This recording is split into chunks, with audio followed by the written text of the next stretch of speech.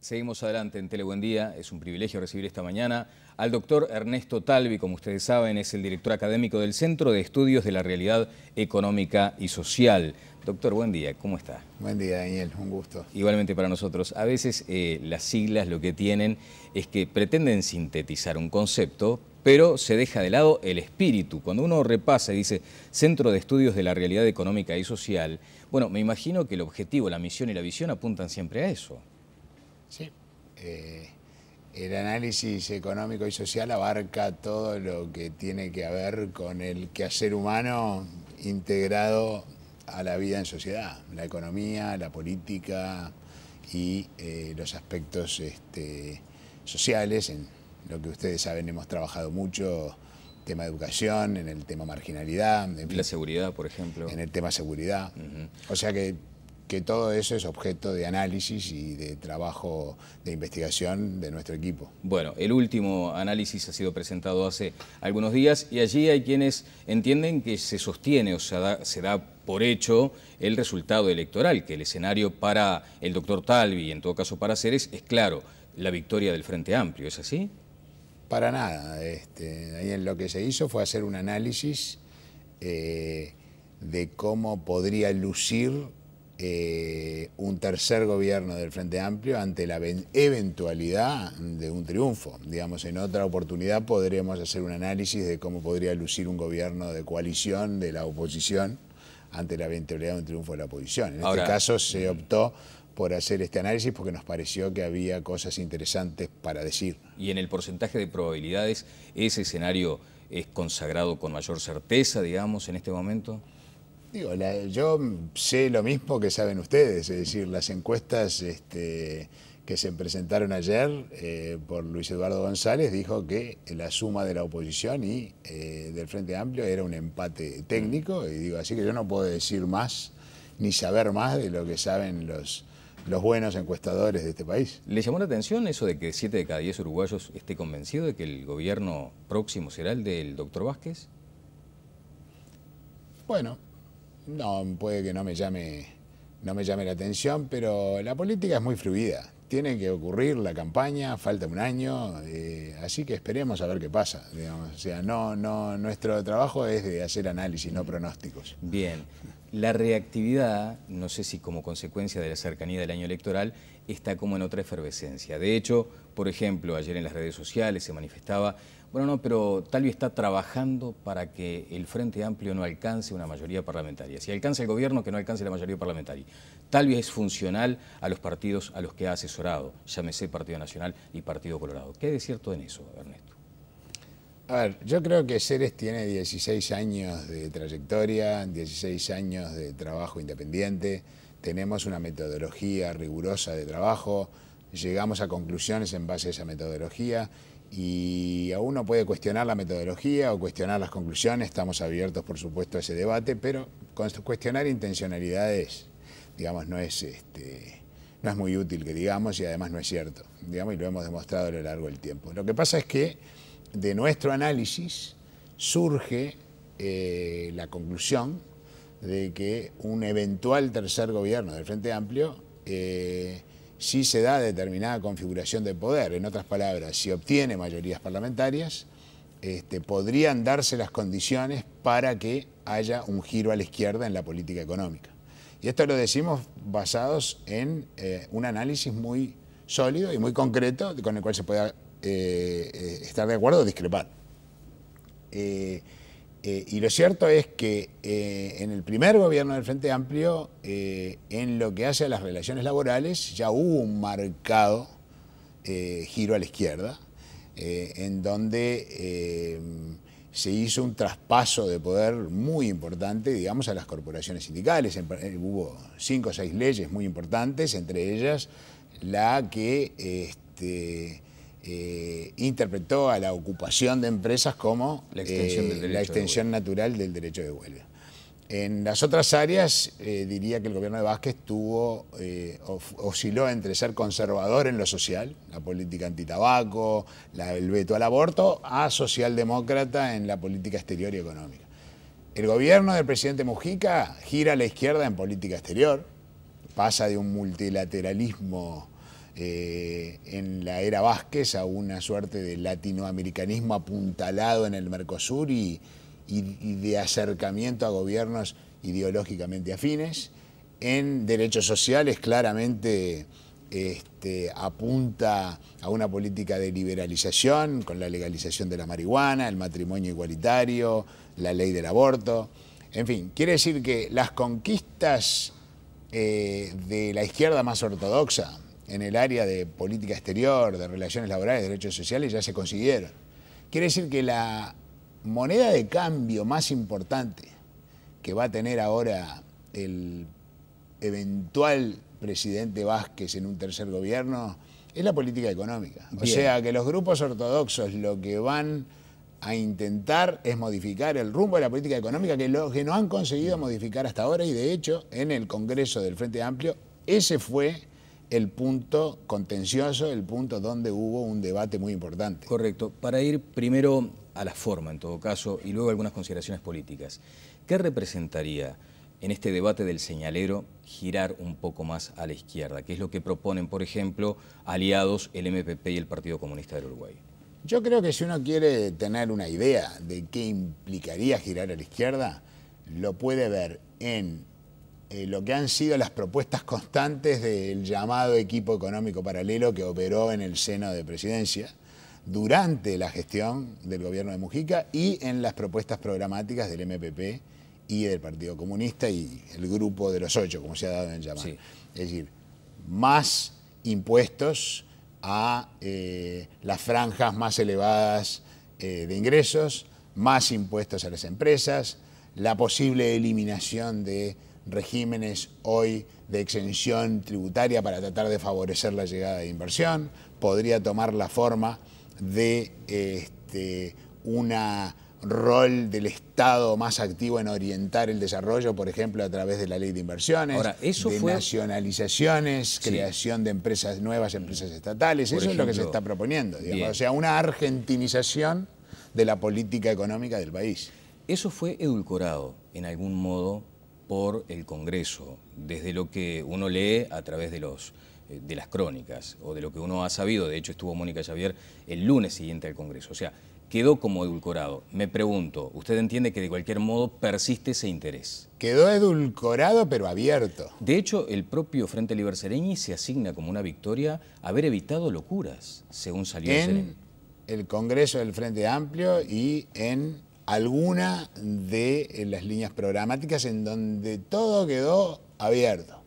Es decir, todo es posible, son tan generales las declaraciones, avanzar hacia un aumento del impuesto a la renta de las actividades empresariales, avanzar hacia, en fin, todo quedó abierto. Nosotros lo que decimos es, si por el contrario el Frente Amplio no consigue las mayorías parlamentarias, entonces se vería forzado a tratar de llegar, para conseguir mayorías parlamentarias y gobernabilidad, a acuerdos con la oposición. Bien. Y esto tendría, desde nuestra perspectiva, un poder neutralizador de los grupos más ortodoxos del Frente Amplio, que representan un giro a la izquierda en la política económica que de hecho el 75% del país no quiere, porque ningún votante de la oposición quiere un giro a la izquierda y la mitad del Frente Amplio tampoco lo quiere. Bueno, ese es razón.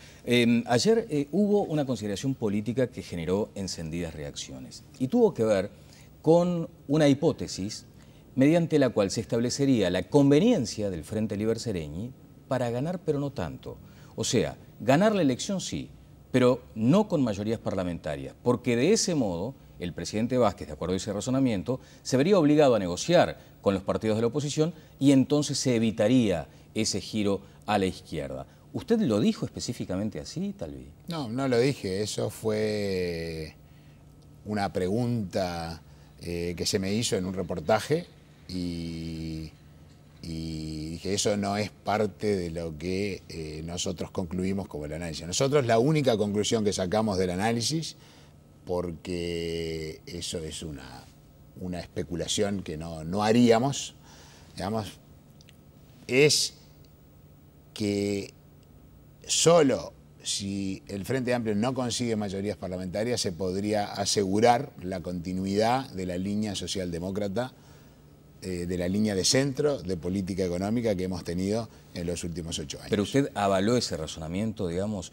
que hay algún grupo del Frente Amplio, en este caso el Frente Liber Seregni, que vería un buen escenario en esa negociación del... Para nada, porque no es una conclusión inmediata del análisis, porque puede haber otras dimensiones y otros elementos, digamos, que hagan que aún a pesar de este análisis que estamos haciendo, digamos, a los grupos, a cualquier grupo del Frente Amplio le convenga ganar con mayoría propia, digamos, o sea, ni lo avalamos ni lo dijimos.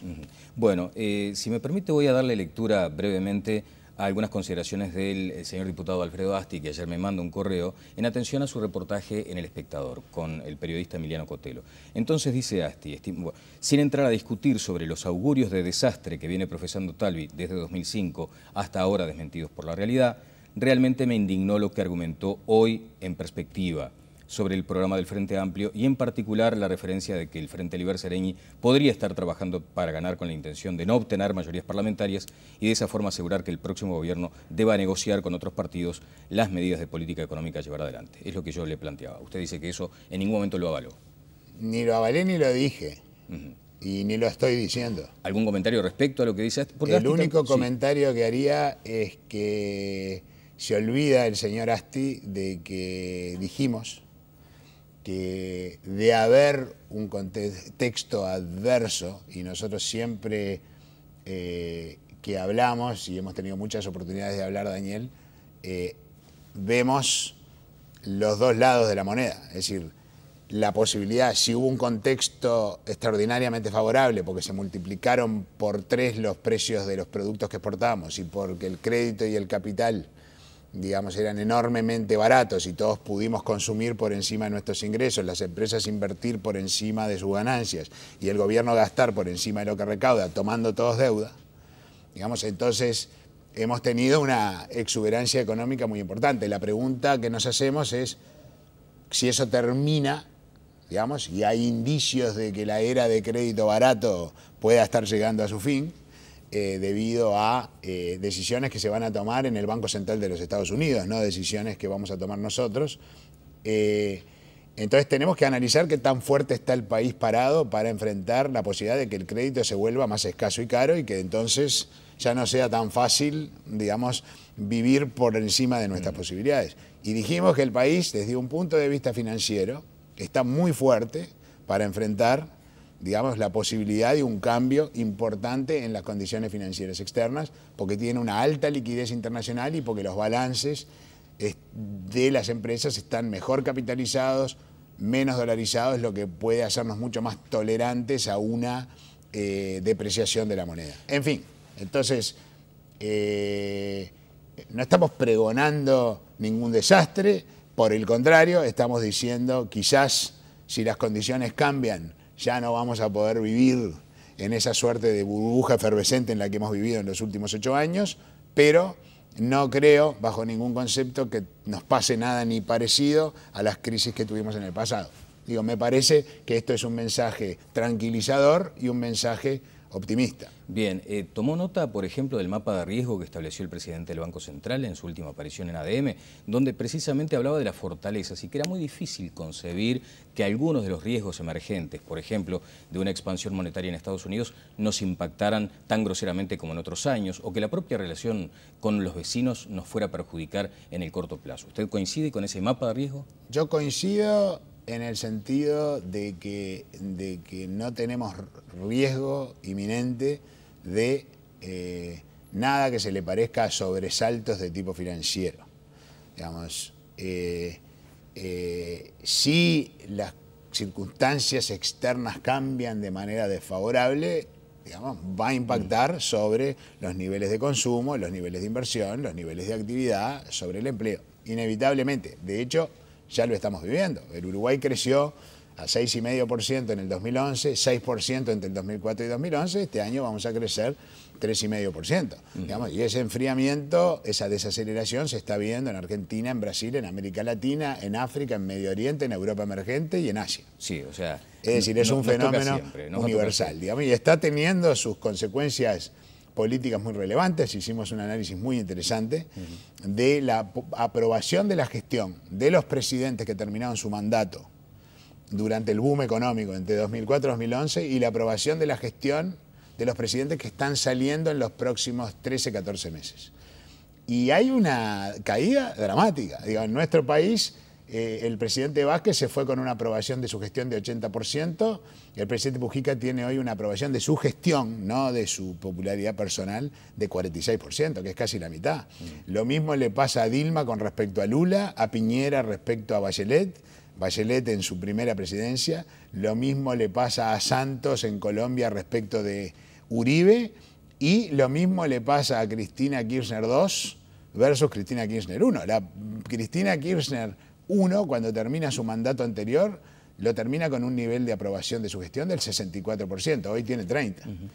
En Argentina el debate está planteado, ya que menciona a Cristina Kirchner, sobre si la década está perdida o ganada, la década perdida o ganada. Usted habla de la oportunidad, perdida o ganada.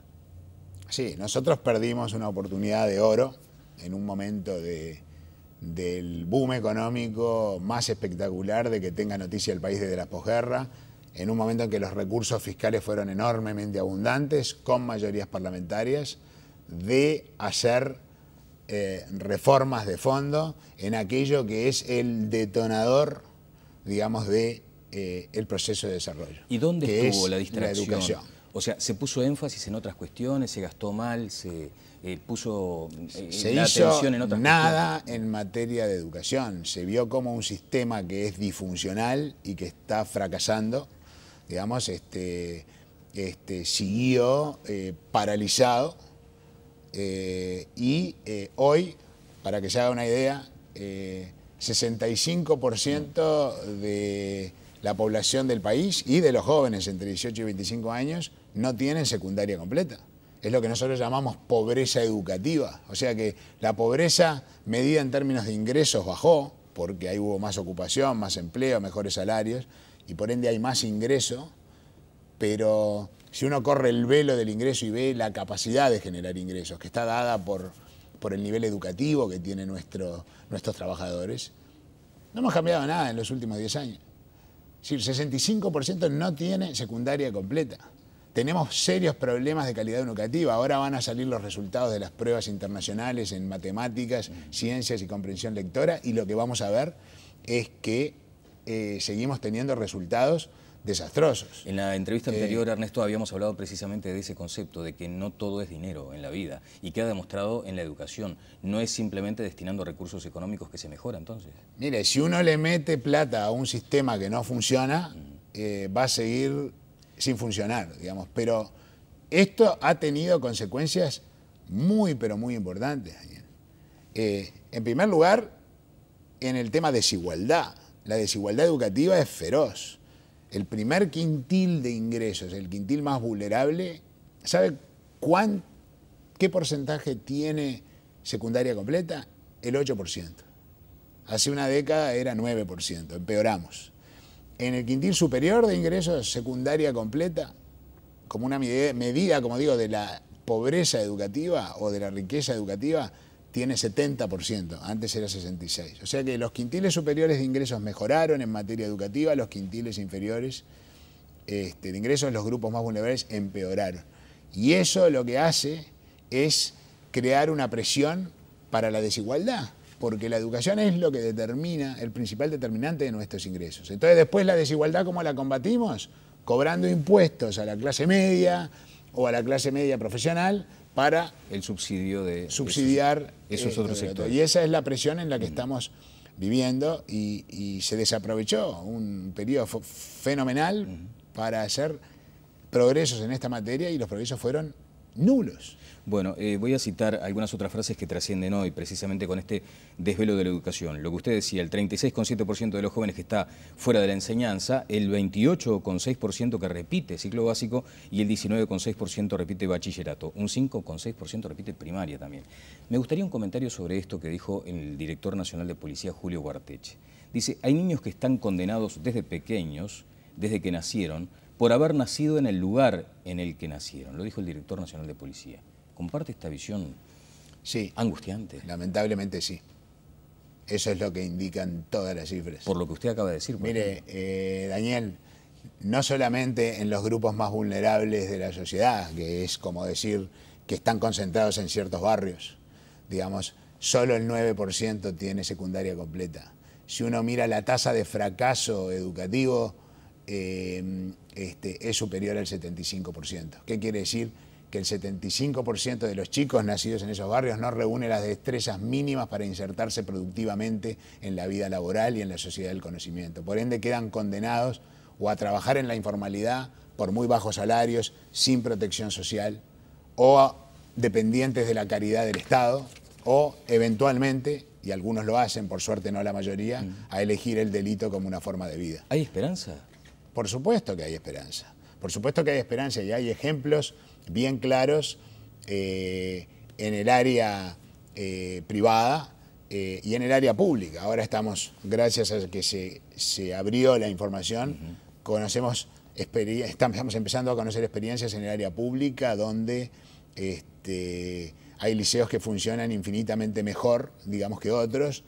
En el área privada tenemos al Liceo Impulso, el laico, el jubilar, que es religioso, que en 3 años logran equiparar, digamos, a chicos que vienen de contextos muy críticos, de familias desintegradas y con una formación muy deficitaria en primaria, y sin embargo en 3 años se logra que equiparen los resultados del promedio nacional. ¿Las herramientas están acá, Ernesto, hoy? O sea, multiplicar esas experiencias que tú has detallado, de pronto buscar en el exterior, como ahora se menciona el caso de Finlandia. ¿Dónde está la clave? La experiencia, esas experiencias se pueden multiplicar, pero tiene ciertos prerequisitos, porque claramente vamos a necesitar una dotación de docentes de alta calidad, digamos, para poder generalizar estas experiencias. SER está haciendo un trabajo muy importante y muy serio, que vamos a presentar en abril-mayo del año que viene, justamente a propósito de algunas propuestas muy concretas en materia educativa y lo que se requeriría,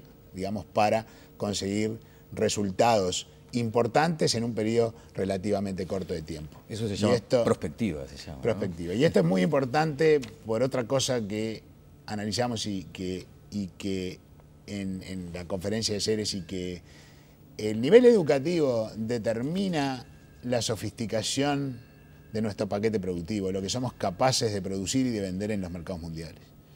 Hoy, el 65% de lo que Uruguay produce es de baja sofisticación, en el sentido de que no requiere un nivel educativo de alta calidad para ser producido, porque además no lo tenemos. Solamente, menos del 10% de lo que producimos, vacunas, antisueros, hormonas, tiene un alto nivel de sofisticación. Es decir, conocimiento, inteligencia. Uno compara con países similares, pequeños y agroexportadores como Nueva Zelanda e Irlanda, y la matriz de sofisticación se invierte. En Nueva Zelanda, el 43% de su paquete productivo es de muy alta sofisticación, a pesar de que también produce carne, lana, madera y vinos como nosotros. Y los países se desarrollan de esa forma. Es decir, esa es la fotografía del proceso de desarrollo. Alto nivel educativo, el alto nivel educativo que permite incorporar e utilizar, desarrollar tecnología de punta. Las dos cosas combinadas nos permiten producir cosas sofisticadas, complejas, de alto valor en los mercados mundiales, digamos, y eso es lo que permite el desarrollo. Sin una educación de excelencia, de alta calidad, en la que todos los ciudadanos del país tengan acceso universal a una educación de alta calidad, eso es inviable. Bueno, vamos a estar a la espera de ese material en mayo o abril, ¿no? Más o menos en pleno año electoral. Un comentario final, Ernesto, sobre lo que ha escrito José Carlos Díez, un economista calificado que además ha estado por Uruguay en estas horas, y además titula en un artículo que tengo para compartir con ustedes, allí está la página, Lecciones desde Uruguay, se llama el artículo firmado por Díez en El País de Madrid. Dice: Uruguay demuestra que hay vida después de la crisis. En la última década, el crecimiento del PIB promedio ha sido del 6% y hoy una de sus preocupaciones vuelve a ser cómo controlar la inflación. Los uruguayos tienen un sano republicanismo cívico, poco común en América Latina. Eso mantiene un espíritu crítico, ayuda a explicar su buena gestión de la crisis y su buen desempeño posterior. A esto se une un excelente equipo económico en la actualidad, tanto en el gobierno como en el Banco Central. Y después dice: en Uruguay se cumple la máxima de San Agustín. Cuando me analizo me deprimo, pero cuando me comparo me ensalzo. ¿Un comentario sobre esto? ¿Nos ven mejor desde afuera que desde adentro? Me decía de Posadas, ahí mismo donde está usted sentado, las arrugas de cerca se notan más. A ver, Daniel, estoy 100% de acuerdo sobre lo que dice de nuestra institucionalidad. El Uruguay tiene una institucionalidad ejemplar y creo que ese es un enorme activo que tenemos que cuidar y que tenemos que preservar.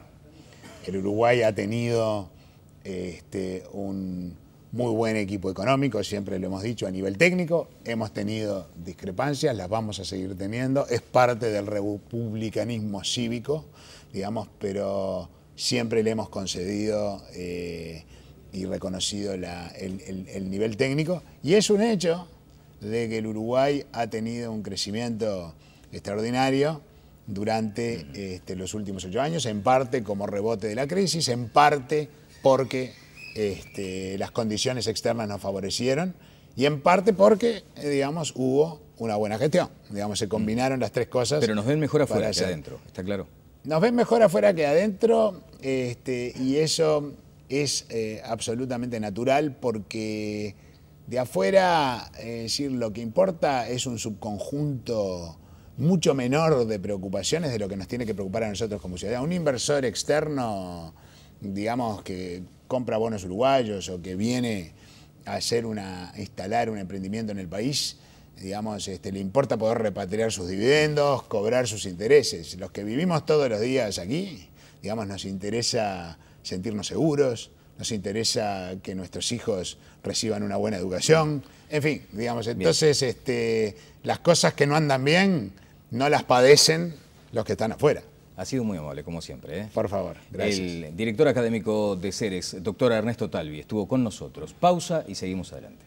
Presentó SECOM, primer servicio de compañía.